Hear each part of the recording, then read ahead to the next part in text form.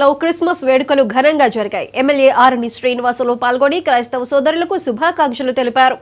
Jesus సూచించిన శాంతి మార్గంలో ప్రతి ఒక్కరూ నడవాలని ఎమ్మెల్యే ఆకాంక్షించారు. చర్చిల నిర్మాణం పునరుద్ధరణకు ప్రభుత్వం కట్టుబడి ఉందన్నారు ఎమ్మెల్యే శ్రీనివాసులు. తిరుపతి నియోజకవర్గ క్రిస్టియన్ సోదర సోదరీమణులందరికీ, యువకులు ముఖ్యంగా యువకులందరికీ క్రిస్మస్ శుభాకాంక్షలు తెలియజేస్తూ ఈరోజు తిరుపతి పట్టణంలో సింగాలగుంట గ్రామంలో క్రిస్టియన్ సోదరుల మధ్య క్రిస్మస్ వేలుకుంటూ ఆయన ఒక శాంతి మార్గాన్ని అందరూ అలవాటు చేసుకోవాలని, అహింస చెడు మార్గాల్ని పారదోలాలని, మంచి మార్గంలో అందరూ నడవాలని కోరుకునే ప్రతి భక్తులు యేసుప్రభు భక్తులు.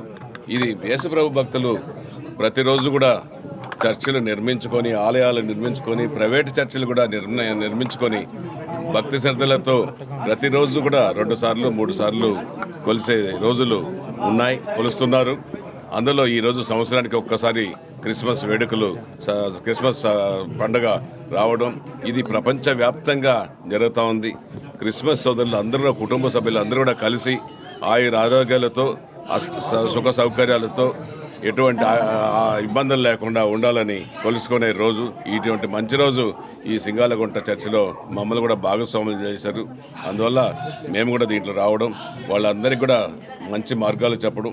నేను ఒకటే చెప్పా, క్రిస్టియన్ సోదరులందరికీ కూడా ఇది దేవుడు ఒక్కడే అనేసి యేసుప్రభు చాటించాడు. క్రిస్టియన్ సోదరులందరికీ కూడా ఎటువంటి నియోజకవర్గ పరిధిలో ఎటువంటి చిన్న చిన్న ఇబ్బందులు వచ్చినా కూడా చెప్పండి, మేము మా దృష్టికి తీసుకురండి, మీకు ఇబ్బందులు లేకుండా చేసే బాధ్యత మాది. ప్రజలందరికీ కలుగజేసేటువంటి మహా సంతోషకరమైన శుభవర్తమానము నేడు మీకు తెలియజేస్తున్నానని చెప్పి దేవుని యొక్క వాక్యంలో చెప్పబడింది. ఇది క్రిస్మస్ అనేటువంటిది కేవలం ఒక కులానికి, ఒక మతానికి, ఒక వర్గానికి చెందింది కాదు. ప్రజలందరికీ సంతోషకరమైనటువంటి సువర్తమానం. ఇది ఒక మంచి వర్తమానం. ఏంటంటే యేసు పుట్టాడు. చాలామంది పుట్టారు, చాలామంది మహానుభావులు పెరిగారు. అయితే ఇంత ప్రాచుర్యం, ఇంత ప్రాధాన్యత ప్రపంచమంతట్లో కూడా యేసు పుట్టుకునే గొప్పగా ఘనముగా ఎంచబడడానికి మూల కారణము ఆయన మానవులందరి కొరకు రక్షకుడుగా జన్మించడమే.